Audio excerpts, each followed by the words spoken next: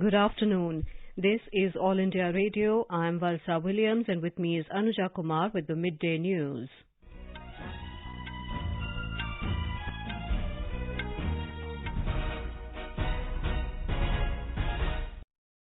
The headlines.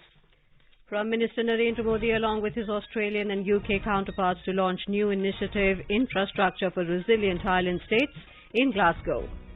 Prime Minister Narendra Modi calls for tracking climate finance just like we track progress of climate mitigation. Prime Minister to chair review meeting with officials of districts having low vaccination coverage tomorrow. Over 106 crore 88 lakh COVID vaccine doses administered so far under nationwide vaccination drive. Recovery rate stands at 98.21%. Australia recognizes Covaxin vaccine for travel. Prime Minister thanks his Australian counterpart. Counting of votes underway for by-polls in 3 Lok Sabha and 29 Assembly constituencies in 13 states. Income Tax Department provisionally attaches properties worth around hundreds of crore rupees linked to Maharashtra Deputy Chief Minister Ajit Pawar. Deepavali festival begins with the celebration of Dhanteras. Prime Minister extends greetings. National Ayurveda Day is being celebrated today. Sabrimala Lord Ayappa Temple reopens in Kerala for Chittira Attathirunal festival. And in ICC T20 Cricket World Cup, South Africa to take on Bangladesh while Pakistan to face Namibia in Sharjah this evening.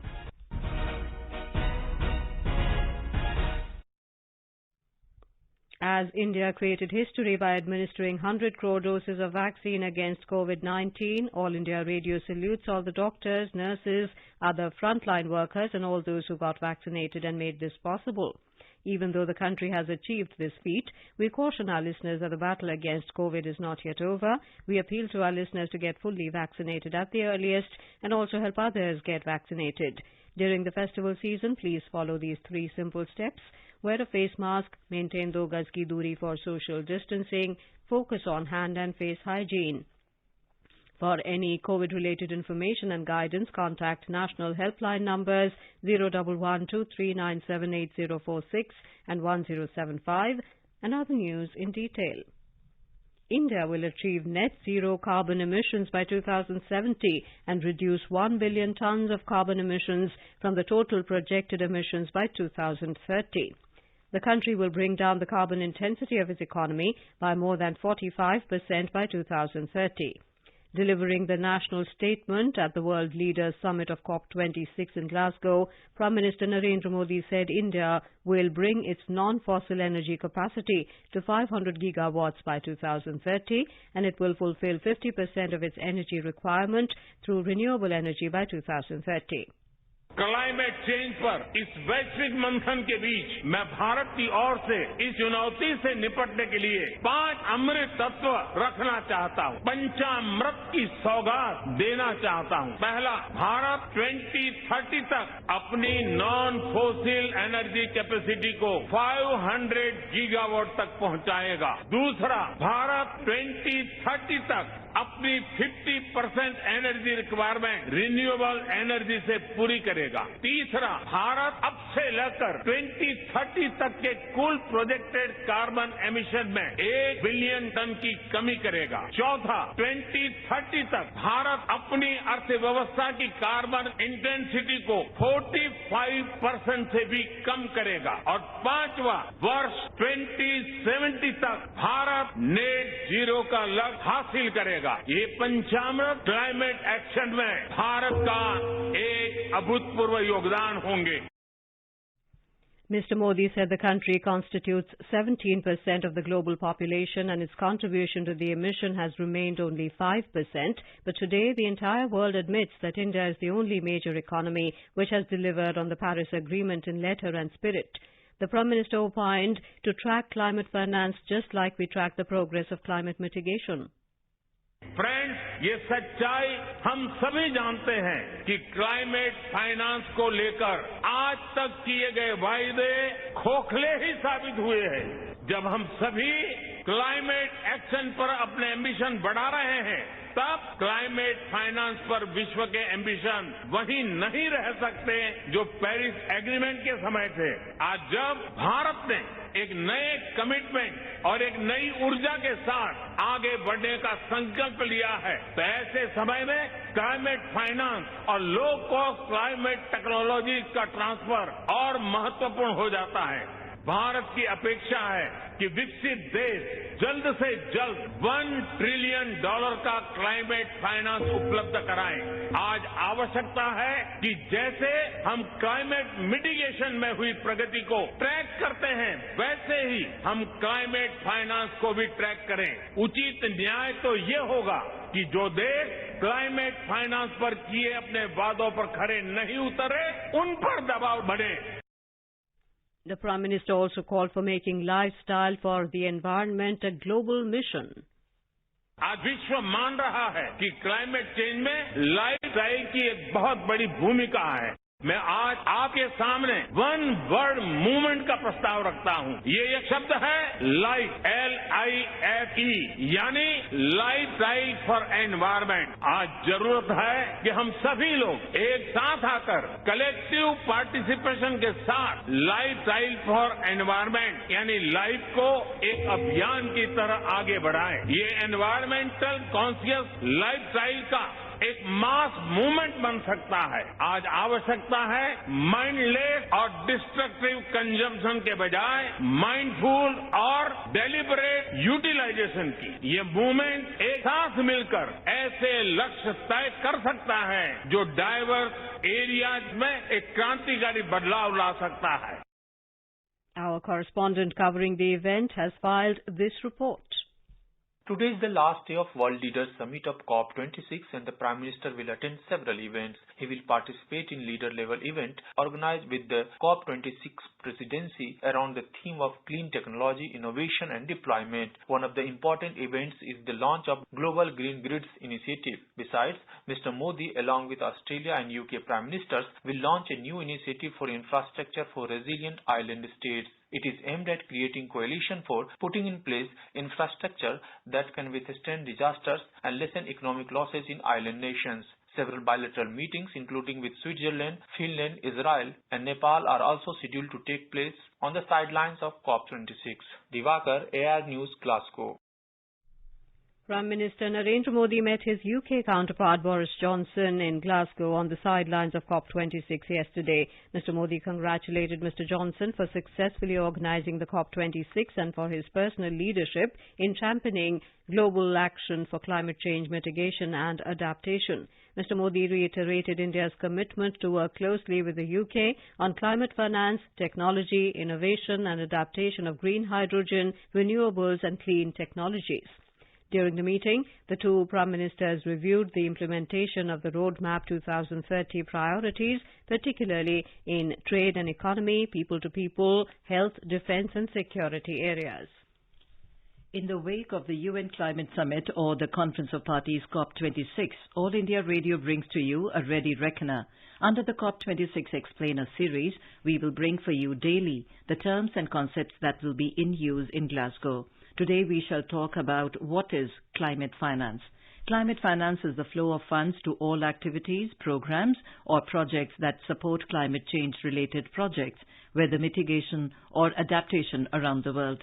The funds can come from a wide variety of sources, public and private, bilateral and multilateral, and alternative sources of finance. At the Paris Agreement in 2015, developed countries committed to a goal of mobilizing jointly $100 billion a year by 2020 to address the needs of developing countries for meaningful mitigation actions. Subsequently, this target has been pushed to the year 2023.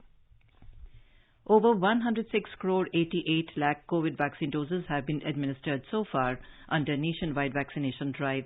A total of 10,423 new cases were reported in the last 24 hours, which is the lowest in 259 days. The recovery rate is currently at 98.21%. Over 15,000 recoveries in the last 24 hours have taken total recovered to 3 crore 36 lakh 83,581. Active cases account for less than 1% of the total cases.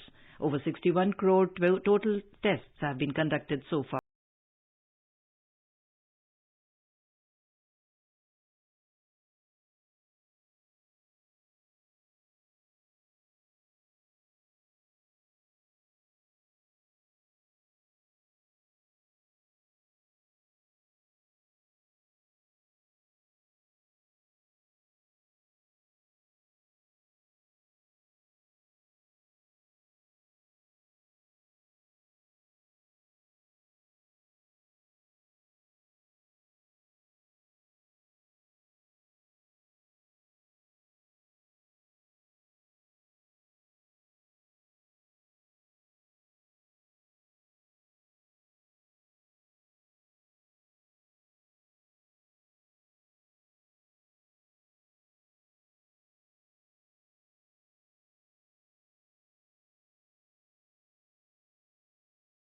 And 113 crore vaccine doses have been provided to states and union territories so far.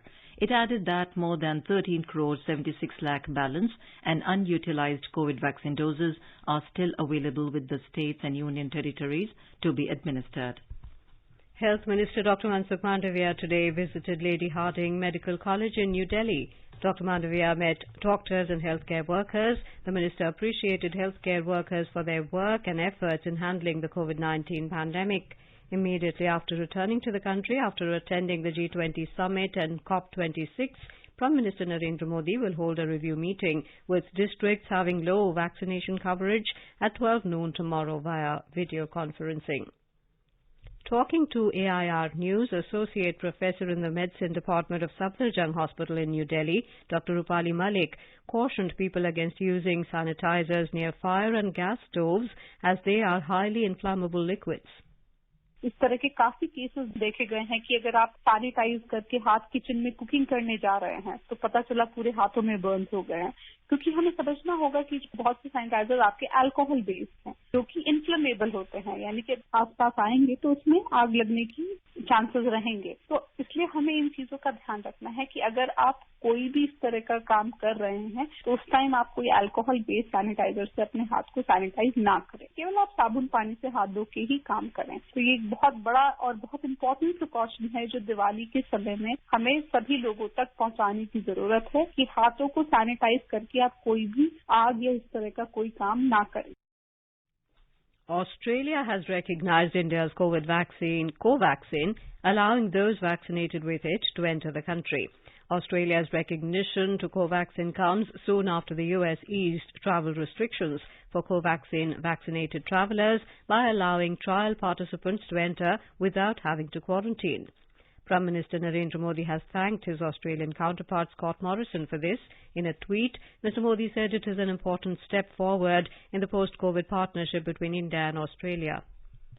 Secretary of Department of Investment and Public Asset Management, DIPAM, Tuhin Kanta Pandey, has said that the centre has received 178 crore rupees as dividend tranche from Uranium Corporation of India.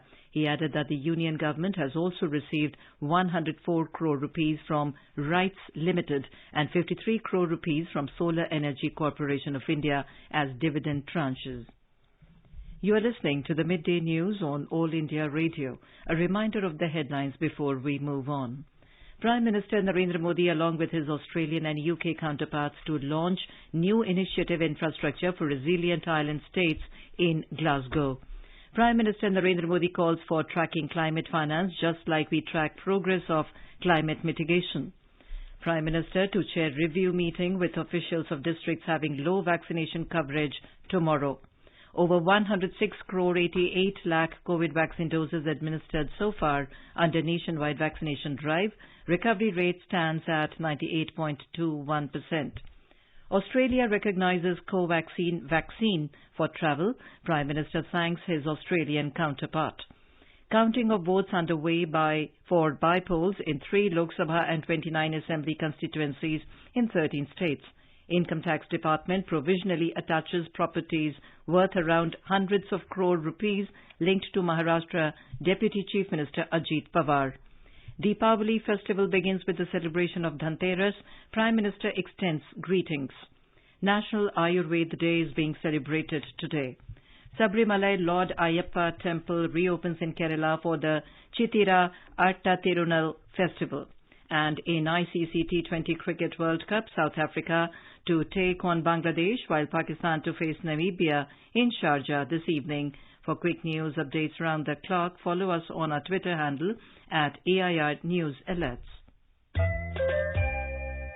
चलो मिलकर एक शुरुआत करें, चलो एक फैसला आज करें, मास्क नहीं तो टोकेंगे, कोरोना को रोकेंगे, चलो एक इरादा करते हैं, चलो कुछ वादा करते हैं, मास्क नहीं तो टोकेंगे, कोरोना को रोकेंगे. Welcome back to the Midday News. The Defence Acquisition Council, headed by Defence Minister Rajnath Singh, today approved proposals worth 7,965 crore rupees for the Armed Forces modernisation under Make in India. Approval has been given for procurement of 12 light utility helicopters from HAL and Lynx U-2 fire control system from BEL to enhance detection, tracking and engagement capabilities of naval warships. Approval has also been given for mid-life upgradation of Dornier aircraft from HAL to increase naval capacity of coastal surveillance. All of these proposals are under Make in India with focus on design, development and manufacturing in India.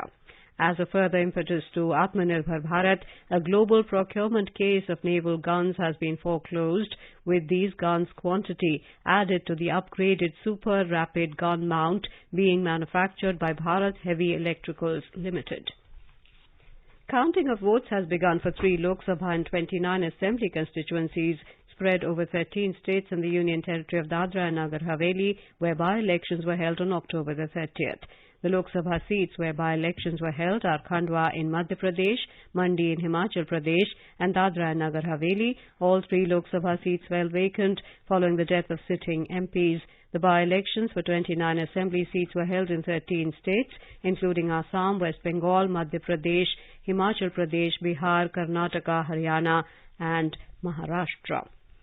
In West Bengal, counting of votes is going on amid tight security for the by-polls to 4 assembly constituencies.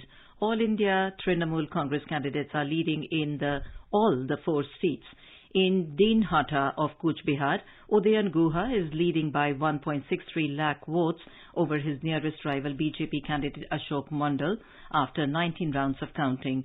In Shantipur of Nodia, Brajakishore Goswami is leading by over 31,000 votes against BJP candidate Niranjan Biswas after 10 rounds of counting.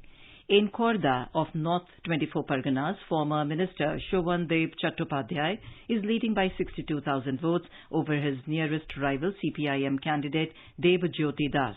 BJP candidate Joy Saha is at the 3rd position after 11 rounds of counting. In Goshaba of South 24 Parganas, Subrata Mandal is leading with 1.51 lakh votes after 15 rounds of counting over his nearest BJP rival Palash Rana. In Maharashtra, Congress candidate Jitesh Antapurkar is leading in the by-election of Deglur Biloli Vidhan Sabha constituency. Antapurkar was leading by 22,000 votes after 17th round of counting. BJP's Subhash Sabne is in the 2nd position with 40,835 votes, while Antapurkar is leading with 63,537 votes. The election was necessitated due to the death of Congress MLA Rao Sahab Antapurkar, and Congress fielded his son Jitesh Antapurkar in this election. In Madhya Pradesh, by-poll counting is going on in 1 Lok Sabha and 3 assembly seats. Bharatiya Janata Party candidates are leading in Lok Sabha and 2 assembly seats. Ayush Minister Sarbananda Sonowal today said the market size of Ayush has crossed $18 billion. Addressing a function to celebrate Ayurveda Day at National Institute of Ayurveda in Jaipur, Rajasthan, Mr. Sonowal said the centre has taken several initiatives to promote Ayurveda in the country. He said the market size of Ayush has grown by 17% between 2014 and 2020. Ayurveda को बढ़ावा देने के लिए पिछले 7 साल के अंदर केंद्रीय सरकार की तरफ से एक मजबूत कदम उठाया गया है। इसकी वजह से आज आयुष ने अपना पहचान दुनिया में बनाने में सफल रहे और अब हमारा आयुष जो इंडस्ट्री का अभी $18 बिलियन तक पहुंच गया और पिछली 14 to 21 इनमें हर साल 17% बढ़ती रहेगा। इसका मतलब साफ है कि माननीय प्रधानमंत्री ने जैसे महत्व दिया और मजबूत कदम उठाया, इसके लिए बजट प्रोविजन किया और हमें आगे बढ़ने के लिए साहस दिया। इसकी वजह से आज आयुष जाग उठा है। सिर्फ देश के अंदर नहीं, विदेश में भी आयुष ने अपना पहचान आयुर्वेदा ने बनाने में सफल रहे। Dhanteras is being celebrated across the country today. The sacred event is part of the Deepavali celebrations, which will culminate on the 6th of November with Bhai Dooj.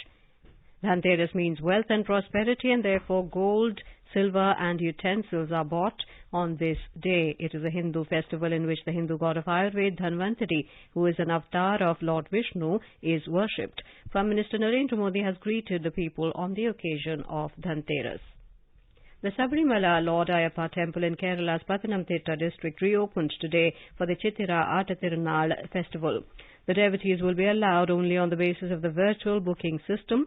They either have to produce their double-dose vaccination certificate or an RT-PCR negative certificate before entering the temple. Prime Minister Narendra Modi will visit Lord Shiva Temple at Kedarnath Dham in Uttarakhand on the 5th of November. During this, the Prime Minister will unveil the statue of Adi Guru Shankaracharya. He will also lay the foundation stone of schemes worth about 400 crore rupees in Kedarnath Dham. Now let's listen to our special program Azadi Ka Safar, highlighting the importance of the day during the freedom struggle. आजादी का Amrit Mahotsav.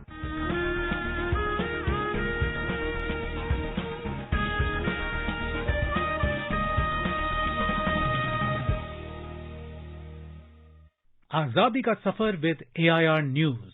Birth of a Nation. India's glorious freedom struggle is one of the greatest struggles the modern world has ever witnessed. AIR News brings you a glimpse of this struggle every day.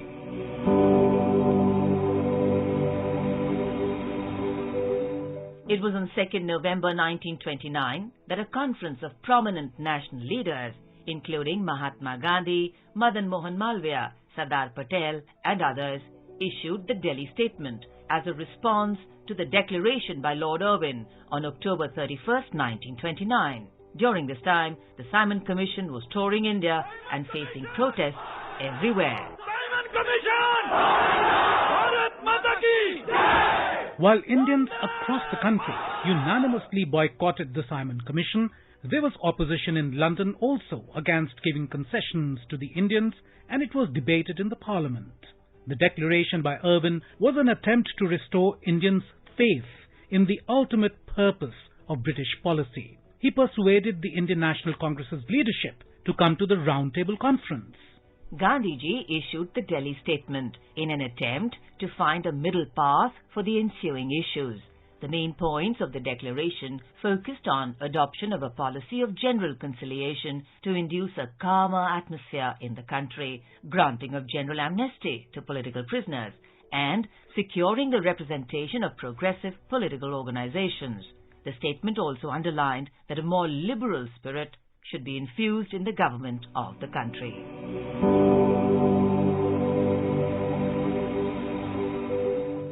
However, when Gandhiji met Irwin on 23rd November 1929, the Viceroy rejected the offers given in the Delhi Statement.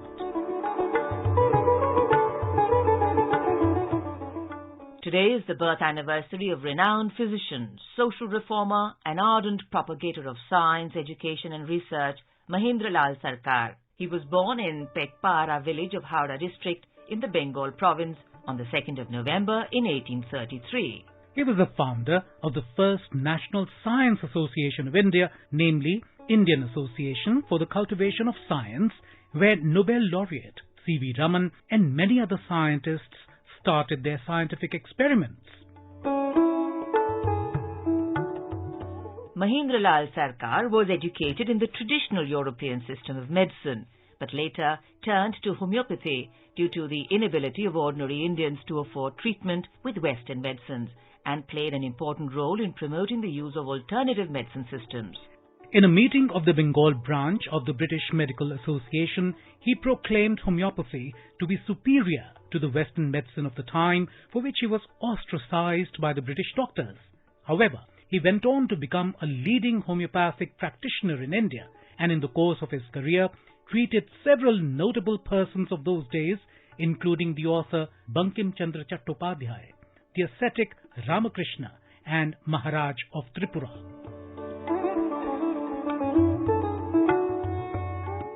Sarkar was a humanist who believed that science could add to the prosperity of humanity, and the cultivation of modern science was required to remove poverty and ignorance of Indians.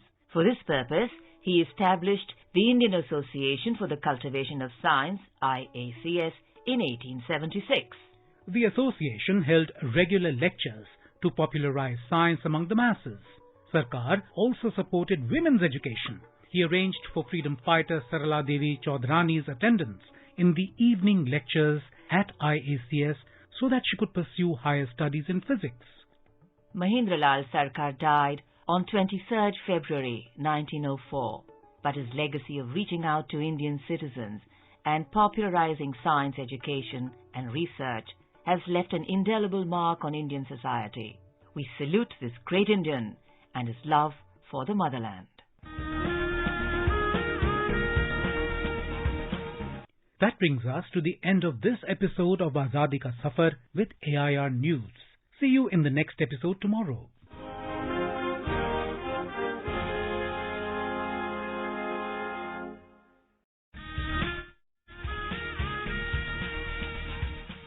Bharat के स्वतंत्रता संग्राम में अनगिनत स्वतंत्रता सेनानियों ने अपने प्राणों की आहुति दी। कुछ इतिहास में अमर हो गए और कई गुमनाम। आजादी के अमृत महोत्सव के अंतर्गत 75 कड़ियों की श्रृंखला में हम उन वीरांगनाओं की बात करेंगे जिनका योगदान कभी भुलाया नहीं जा सकता। प्रत्येक मंगलवार परिक्रमा में सुनिए अपराजिता, देश की वीरांगनाओं को आकाशवाणी का सादर नमन।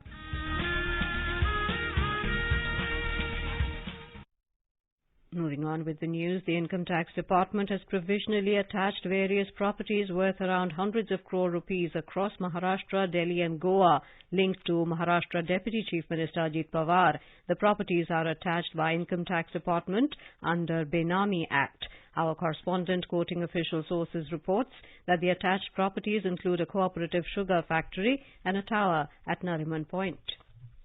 In the ICC Men's T20 Cricket World Cup, South Africa will take on Bangladesh in Abu Dhabi at 3:30 p.m., while Pakistan will face Namibia at the same venue at 7:30 p.m. today. Now let us take a look at the weather update for today. National capital Delhi will have mainly clear sky. Minimum temperature was 17 degrees Celsius, while maximum is expected to be around 28 degrees.